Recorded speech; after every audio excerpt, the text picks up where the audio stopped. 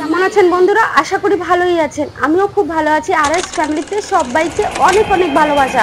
যে যেখান থেকে ভিডিওটা দেখছেন বড়দের নমস্কার, ছোটদের ভালোবাসা জানিয়ে আজকের ভিডিওটা শুরু করলাম। আজকে সকাল থেকে বিকেল অবধি আমি কি কি করি আপনারা দেখতে থাকুন। আশা করছি আপনাদের ভিডিওটা ভালো লাগবে। তো এখন তো আমি সকালে সকালে ঘুম থেকে উঠেছি, মানে উঠিনি, বিছনায় শুয়ে শুয়ে একটু ফোনটা না দেখলে ভালো লাগে না আমার। আর পিছনে দেখুন ওই রংটা উঠে গেছে, দেখে খুব মন খারাপ লাগছিল। যাই হোক, ফাইনালি ওই ঘর থেকে ঘুম থেকে উঠে এসে এই ঘরে যে কটা জামা কাপড় ছিল সব একটা একটা করে সুন্দর করে ভাঁজ করে রেখে দিচ্ছি। আমি এগুলো আলমারিতেই তুলে দেবো। এখন তো এই ঘরে কেউ থাকছি না, এই কারণে এখানে ভাঁজ করে করে রেখে দিচ্ছি, তাহলে পিয়ারিয়ার নিতে সুবিধা হবে। যাই হোক, ফাইনালি ঘরটা আমার গোছানো হয়ে গেছে। এবার নেক্সট আরেকটা কাজটা করতে হবে। বলুন, বাড়ি থাকলে কাজের আর শেষ নেই।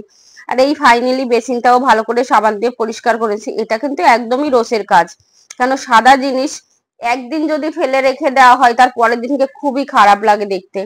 আর এখন তো কটা বাসন ছিল, কাচের বাসন, আর ওই বয়মটার মধ্যে আমি বিস্কিট রাখি, কাচের বয়মটার ভিতর। আর কয়েকটা গ্লাস ছিল, কেননা রাত্রেবেলা পিয়াসোনা রিয়াসোনা মনে হচ্ছে কিছু করে খেয়েছে। তো সেই বাসনগুলো সব মেজে নিয়ে রেখে দিচ্ছি। আর বয়মটাও আমি আবার নতুন করে বিস্কিট রাখবো। আমার বিস্কিট শেষ হয়ে গেলে আবার একবার ধুয়ে নিই। আমার প্রত্যেকটা বয়ম হোক, মানে যে কোনো বিস্কিটের কৌটো যাই হোক না কেন, ধুয়ে রাখলে কি হয়, পুরোনো যে জিনিসগুলো রাখা হয় ওই জিনিসের আর গন্ধটা থাকে না। সববারই তো একই বিস্কিট আনি না। এবার যে কোনো বিস্কিটটা খাওয়া শেষ হয়ে গেলে পরের বারে, মানে নেক্সট অন্য বিস্কুট আনলে সেটা রাখলে ধুয়ে রাখাই ভালো।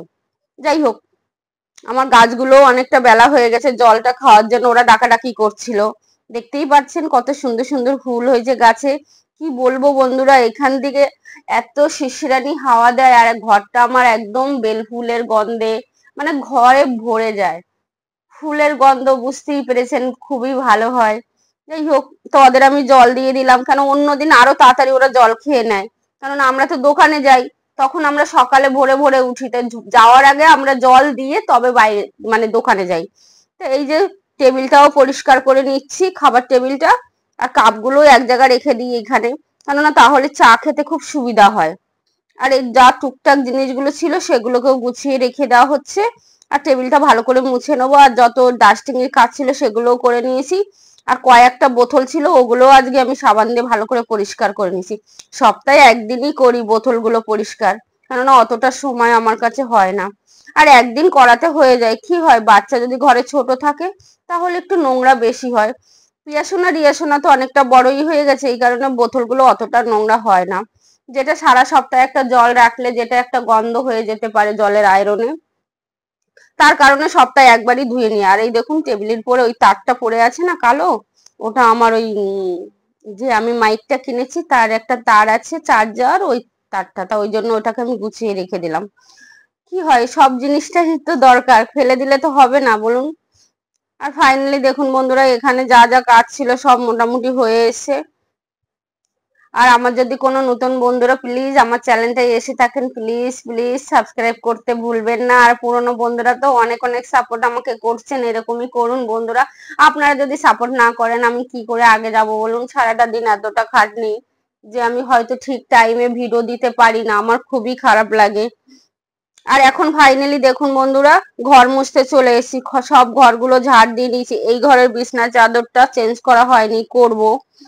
এবার পিয়াসোনা রিয়াসোনা কিন্তু খাটে শুয়েই আছে। তো শুয়ে থাকলে তো হবে না, আবার ভোট দিতে যেতে হবে। এই কারণে আমি ওইদিকের ঘর গুছিয়ে সব ঘরগুলোকে ঝাড় দিয়ে এবার মুছে নিচ্ছি।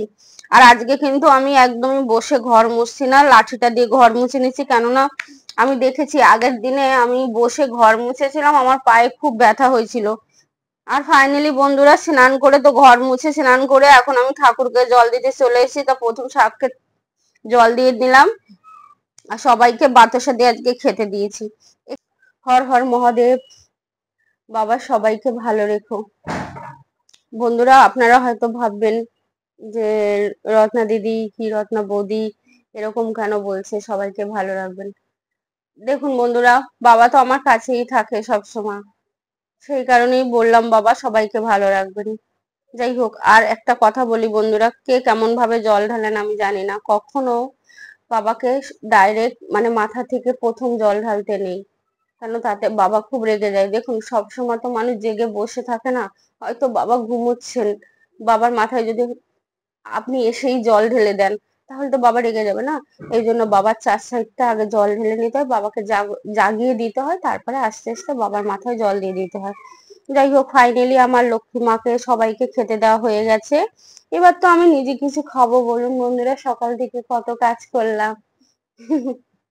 এখন একটুখানি বাজার নিয়ে আসলাম নিচে নেমে। আলু আছে, দোকানে গেলে যেটা হয়, আমরা বউরা বাড়ির, আমাদের তো আর দায়িত্বের শেষ নেই, যতই থাকুক না কেন মনে হয় একটু কম আছে নিয়ে যাই বাড়িতে। তো একটু আলু নিয়ে এসেছি, পাউরুটি নিয়ে এসেছি, বাটার তো আমার ঘরেই থাকেন। আর এদিকে দেখুন ননস্টিকিতে আমি রুটিগুলো ছেঁকছি খাবো বলে, সকালে চায়ের সঙ্গে। কেন শুধু প্লেন রুটি যদি আমি ছেঁকে খাই আমার একটু মানে জিভ দিয়ে জল জল আসে, অম্বল মতন হয়, এই কারণে আমি ওইভাবে খেতে পারি না। সঙ্গে দুটো পোস্ট করেছি, 1 কাপ চা করেছি, 4-5 পিস রুটি ছেঁকে নিয়েছি। এখন বসে বসে ভালো করে খাবো। আর আপনাদের নাস্তা পানি হয়ে গেছে? যে যে বন্ধুর হয়নি সেই বন্ধু চলে আসুন। যাই হোক, আমার পোস্টটা দেখতে খুব ভালো লাগছে না রুটিগুলো। হুম, আমি যেটাই খাই না কেন একটু পরিপাটি করে খাই।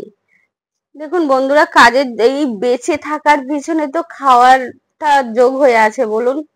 যদি ভালো মন্দ কিছু নাই খাই তাহলে বাঁচবো কি করে, আর এত কাজ করব কি করে বলুন। মানুষ অনেকে বলেন যে সংসারের কাজ করতে করতে শেষ করতে পারি না, সেখানে তো আমি সংসারের কাজও করি, বাইরেও কাজ করছি। যাই হোক, এটা অনেক সবাই করে, আমি জাস্ট মজা করছি, সবাই কাজ করে।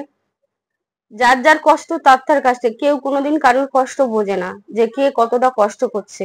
হয়তো সামনে আসলে মন রাখার জন্য বলে বাবা কত কাজ করো তুমি, আদতে সত্যিও মন থেকে বলে না। কেউ কারোর কষ্ট বোঝে না, তাই সবার আলাদা আলাদা কষ্ট। যে কথা বলতে বলতে এডিট করতে করতে কখন ভুলে গেলাম, আরে আমি তো ভোট দিতেই চলে এসেছি। আমি রেডি হলাম সেটাও আমি বললাম না। যাই হোক বন্ধুরা, এই যে পিয়া সোনা আর অঞ্জলি সোনা বলছে ওরা প্রথমবার ভোট দিতে এসেছে, আর এখানে ওর বাবা আছে, রিয়া সোনা আছে।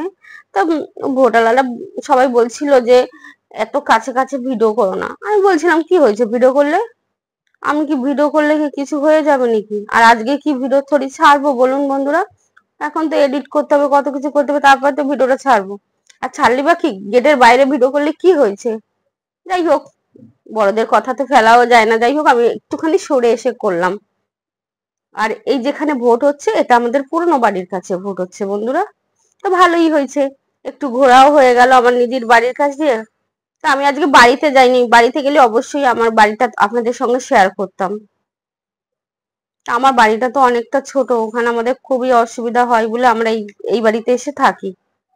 আর এখানে ওর বাবার সঙ্গে একটু মজা করছিলাম। আর প্রিয়া সোনা একটু রাগ করেছে, কেন ও বাইরের খাবার খাবে বলছে। আর এখন তো আমি বাড়ির দিকে যাচ্ছি ওর বাবার সঙ্গে, আর একটু শর্ট ভিডিও করছিলাম রাস্তায়, তখন ওই গাছে কি ফুল হয়েছিল, খুব মায়া লাগছিল দেখে, যে ওদের আমি ভাঙবো, গাছ থেকে ছিঁড়ে নেবো, বাট দেখে একদম লোভও সামলাতে পারছিলাম না, তাই আমি ডালটা, ফুলের ডালটা ভেঙে নিয়ে ঘরে চলে এসেছি। এটা না আমার ছোটবেলা থেকে খুবই, কিছু যদি পছন্দ হয় না সেটা না নিলে আমার একদম ভালো লাগে না। যাই হোক, আমার পছন্দের জিনিসটা নিয়ে চলে আসলাম। আর পছন্দের খাবারটা এবার বানাবো বন্ধুরা, পাট শাক আমার খুবই প্রিয়। তো পাট শাক রান্না করব আজকে ভোটের দিনে। আর ডিম আর আলু দিয়ে একদম পাতলা আদা বাটা দিয়ে একটু পেঁয়াজ দিয়ে রসুন দিয়ে করবো, আর ভাত হয়ে গেছে।